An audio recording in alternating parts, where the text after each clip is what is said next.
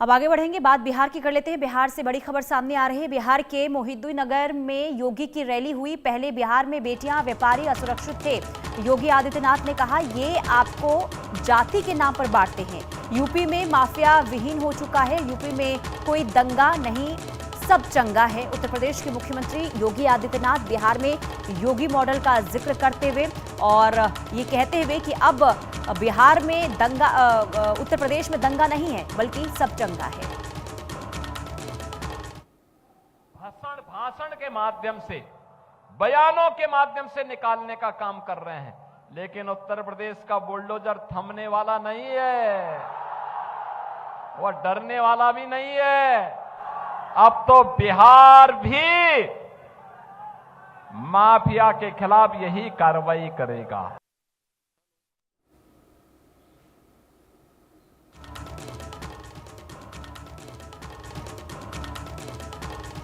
तो बिहार में भी उत्तर प्रदेश की तर्ज पर माफियाओं के खिलाफ कार्रवाई होगी। मुख्यमंत्री योगी आदित्यनाथ उत्तर प्रदेश के ये कहते हुए बिहार में लगातार चुनाव प्रचार करते हुए नजर आ रहे हैं और उत्तर प्रदेश में योगी मॉडल का जिस तरीके से वहां पर योगी मॉडल के बाद जो बदलाव हुआ है उसका जिक्र लगातार मुख्यमंत्री योगी आदित्यनाथ बिहार में भी करते हुए नजर आ रहे हैं।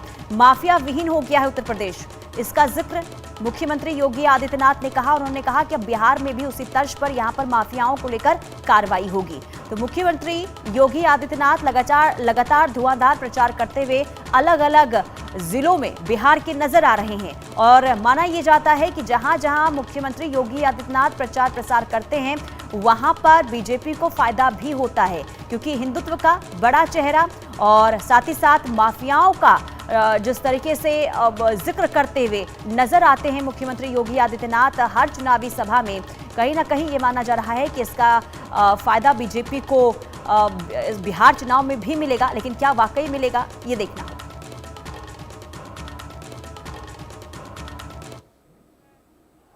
अब तो बिहार भी माफिया के खिलाफ यही कार्रवाई करेगा।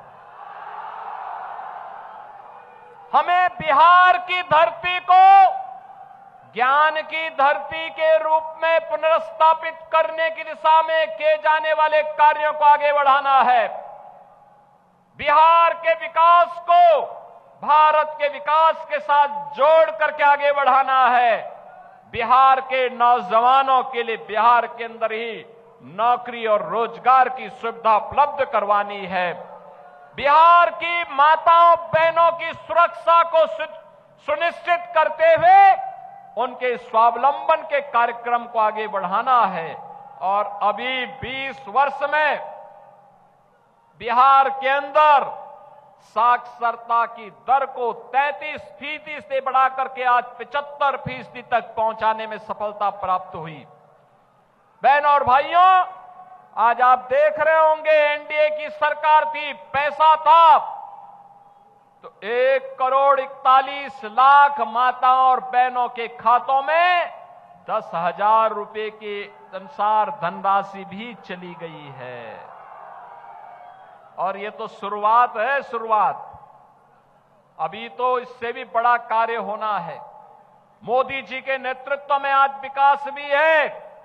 आज बिहार में मेडिकल कॉलेजेस बन रहे हैं, IIT, AIIMS, NIT, medical colleges, hospitals की संख्या 20 वर्ष पहले केवल 2 हॉस्पिटल बिहार में थे, आज 41 से ज्यादा मेडिकल कॉलेज और हॉस्पिटल बिहार के अंदर कार्य कर रहे हैं। बहनों और भाइयों, विकास करने की इच्छा शक्ति होनी चाहिए। आरजेडी, कांग्रेस का विकास का कोई मॉडल नहीं, ये विकास इनके एजेंडे का हिस्सा भी नहीं। आज मोदी जी अन्नदाता किसान को प्रधानमंत्री किसान सम्मान निधि का लाभ दे रहे हैं। मखाना बोर्ड बना करके अन्नदाता किसानों को और व्यापारियों को सम्मान देने का काम हो रहा है। मैथिली को वैश्विक पहचान दी जा रही है और मैथिली भोजपुरी संस्कृति को छठ के माध्यम से वैश्विक पहचान दिलाने वाली शारदा सिन्हा जी को पद्म पुरस्कार से सम्मानित भी मोदी जी की सरकार ने किया है। ये कांग्रेस के लोग जैसे राम मंदिर के बारे में प्रश्न खड़ा करते थे, भगवान राम के बारे में प्रश्न खड़ा करते थे, ऐसे ही छठ मैया के बारे में भी कांग्रेस के युवराज आज प्रश्न खड़ा कर रहे हैं। बहनों और भाइयों, ये कांग्रेस और इंडी गठबंधन के लोग ये किसी के नहीं हुए, ये किसी के नहीं हुए। ये धोखा देते हैं, अराजकता पैदा करते हैं, गुंडों और बदमाशों को, अपराधियों को प्रश्रय देते हैं। आपने देखा होगा उत्तर प्रदेश का भी एक नेता आकर के यहां पर एक खानदानी माफिया को गले लगा करके कहता है कि यह तो मजबूत आदमी है। हमने कहा भगवान ने तुम्हें यही श्राप दिया है कि जिंदगी भर इन माफियाओं के कब्र पर फतिया पड़ते रहोगे, जनता ऐसे ही ठुकराती रहेगी।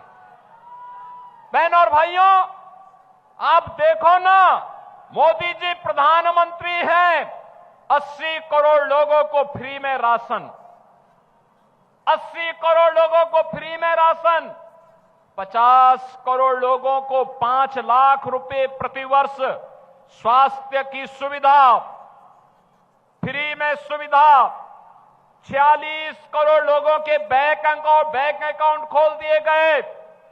और यही नहीं, 12 करोड़ गरीबों को स्वस्थ ईंधन के रूप में रसोई गैस के कनेक्शन फ्री में। बहनों और भाइयों, यही नहीं, 12 करोड़ गरीबों के घर में शौचालय भी बना दिया। 4 करोड़ गरीबों के सिर को ढकने के लिए एक छत प्रधानमंत्री आवास के रूप में दे दिया गया। 3 करोड़ गरीबों को बिजली के फ्री में कनेक्शन भी दिए गए। यानी हर गरीब के पास अपने सिर को ढकने के लिए छत हो, प्रधानमंत्री आवास। हर गरीब के पास राशन कार्ड हो, उसके लिए फ्री में राशन की सुविधा। हर गरीब के घर में स्वस्थ इंजन हो, उज्ज्वला योजना। हर गरीब के घर में बिजली का कनेक्शन हो, सौभाग्य योजना। और हर गरीब को सम्मान के साथ जीवन यापन करने का अवसर प्राप्त हो, जनधन की योजना भी उन तक पहुंचाने का काम एनडीए की मोदी जी के नेतृत्व की सरकार ने किया है। यानी विकास भी है, विरासत का सम्मान भी है और गरीबों का कल्याण भी है। यही तो है एनडीए की पहचान। और एनडीए की इसी पहचान को इस मोहद्दीन नगर विधानसभा क्षेत्र में आगे बढ़ाने का काम कर रहे हैं आपके युवा नेता श्री राजेश कुमार सिंह। आपने उन्हें 2015 में जिताया, 2020 में जिताया, और ये जीत इस बार ऐसी होनी चाहिए। पिछली बार 15,000 से जिताया था, इस बार 1 लाख वोट से जिता करके बहनों और भाइयों अब मोहद्दीन नगर का नाम अब यहां पर मोहन नगर करने की दिशा में आगे बढ़ जाइए। ऐसा कार्य कर दीजिए कि गुलामी के अंश समाप्त हो जाएं, गुलामी के लिए कोई स्थान ही न रहे। हमने इसीलिए फैजाबाद को अयोध्या किया है और इलाहाबाद को प्रयागराज भी कर दिया है। और इसीलिए मैं आपसे कहने के लिए आया हूं, जब जुझारू नेता होते हैं ना, कार्य कर देते हैं, फिर वो उनको जो लगता है कि हमारी विरासत है तो उसको करेंगे। युवाओं के लिए कल्याण होगा, बहन बेटियों की सुरक्षा हो, अन्नदाता किसानों का सम्मान हो, श्रमिकों के रोजगार का मामला हो, वो मजबूती के साथ नेतृत्व प्रदान करते हुए विकास के कार्यों को आगे करने का काम करेंगे। और इस विधानसभा क्षेत्र में एनडीए के प्रत्याशी के रूप में प्रधानमंत्री मोदी जी के मार्गदर्शन में, नीतीश कुमार जी के नेतृत्व में और बहनों और भाइयों, यहां के लोकप्रिय सांसद और गृह राज्य मंत्री श्री नित्यानंद राय जी के मार्गदर्शन में। और आपको ले चलते हैं बिहार के मधुबनी, जहां